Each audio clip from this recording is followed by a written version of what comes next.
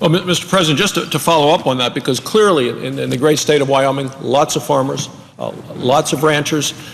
It is our heritage, it is our economy, it is our future, and many people, and we talked a little bit about that, just to keep these operations going. Actually, some of them have a job in town, so they can make enough money to help pay the mortgage, keep things going, but the price of land continues to go up, and on paper they may have quite a bit of resources here. So to think that we are in the next hour going to vote on a proposal by the Democrats to bring back the death tax is something that should be a surprise to all Americans. And it's farmers, it's ranchers, it's also small business owners. I think of the movie theater owner in Casper, who known for over 20 years, operated on him, fixed his ankle when he broke it, and he started with one small theater. He was the guy taking tickets, making the popcorn. Other people near him helped out, made it all work, expanded to a second movie theater, and then again and again.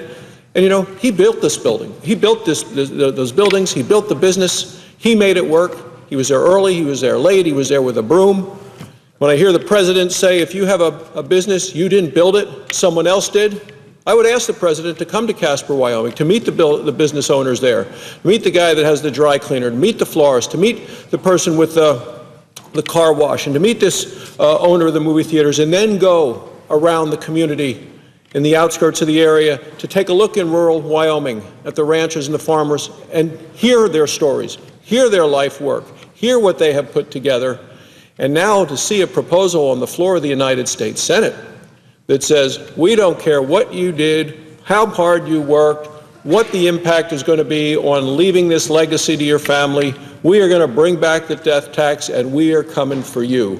It is something that the people back home in all of rural America, and I would think in many, many places around the country, would found shocking, astonishing, and very sad as a commentary of what role Washington and government is trying to impose upon their lives. To take these levels of taxation to much higher levels, where death tax hits at $1 million and at 55% at that level, down from where we are now, where it's at $5 million and indexed for inflation, because we see inflation, and a maximum of 35%. I'm astonished that people would actually consider voting for that, but yet that's what the Senate Majority Leader has been proposing, and that's what we're going to vote on within the next hour. It's interesting. I was driving through Hot Springs County, Thermopolis, Wyoming area, a couple of years ago, talking to a farmer who had just gotten out of it. He said, I could fight the weather, or I could fight the government, but I couldn't fight both, and he got out of it. A lot of families haven't gotten out of it, and they continue. And now, once again, the heavy hand of government comes with this crushing blow in wanting to raise this sort of tax on families all across the country, people who have really built their own businesses, in spite of what the president may say. These are the people that made this happen. After the president's comments last week, I was in Thermopolis for a reunion, a class reunion over the weekend. They have all the different classes come together, big picnic and cookout in the park.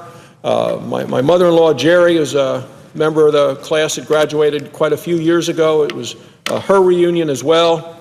And we were talking about the family bakery that she had worked at as a little girl. The family actually lived above the bakery. They got their food from the bakery because they ate what didn't get sold. They worked every day. Talked about her father working so very early in the morning through the day. For lunch, she walked home from school to be able to eat at the bakery. That's a family that built that business. So I talked about her and I said, well, who else worked there? And then she started to run through the names of the people in the family that built and contributed to this bakery business. It's called the Wigwam in Thermopolis, Wyoming.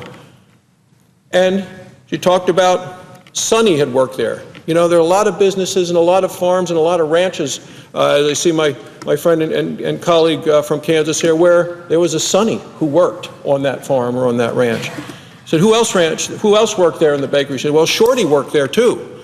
You know, I think every community has a shorty that worked in a business that made something happen. They said, who else? And she said, Sandy. And I know there's a Sandy in every community, and yet the president thinks they didn't do anything.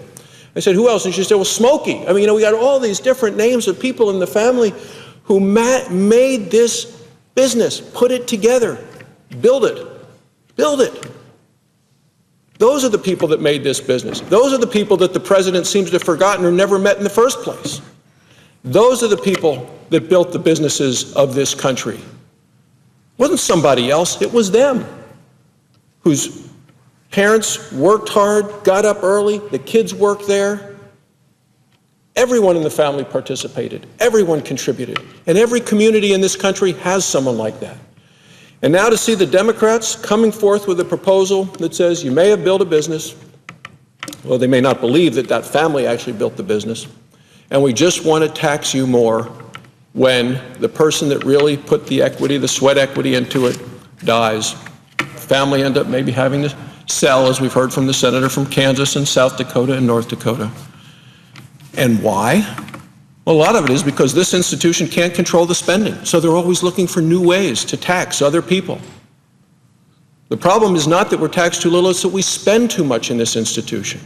Congress spends too much, and the president always seems to find another way to spend more money. That's what we see, continuing to look for ways to find money to then spend. Borrow, spend, grow government bigger and bigger. That's not what built this country. That's not what made this country great. There are families, ranches, farms, small businesses all across this country with the people through their hard work, their dedication, their commitment, getting up in the early in the morning, working all day long, working well into the evening. And I would ask my friend and colleague from Kansas, I'm sure that you can think of families and picture, you can close your eyes and picture those families where folks actually got up before sunrise and worked through the end of the day and after the sun goes down to build something, to make something of themselves, of their family and their community, to contribute to the community. And now we see government with its heavy hand coming to say, death tax is here, we want to raise the death tax, and we're coming for you.